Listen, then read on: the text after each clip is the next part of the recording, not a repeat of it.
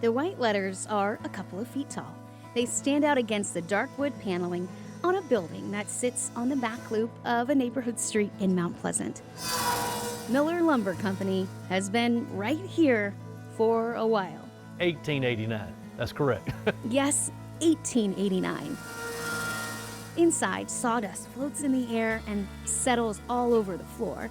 It's always a bit messy, but that's typical for a place like this. I love it when customers walk in, they say, man, I just love the smell of this place. Lee Klutz grew up here. I got brick, I got mortar, I got cement, I got a little bit of everything coming. He's a builder. How much more brick you gonna need? His dad was too. It's my dad. And his grandfather and his great uncle. Every now and then I see them show up. I see Uncle John show up, I see my grandfather show up, I see Dad show up at different times.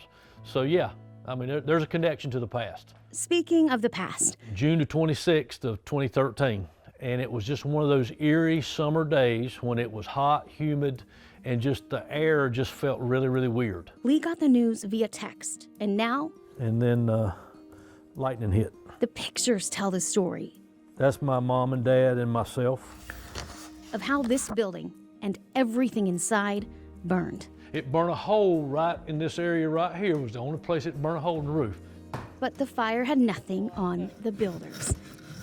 Dozens of people who showed up to clean and rebuild. You had people here wanting to help, and they were not hesitant about jumping in and helping.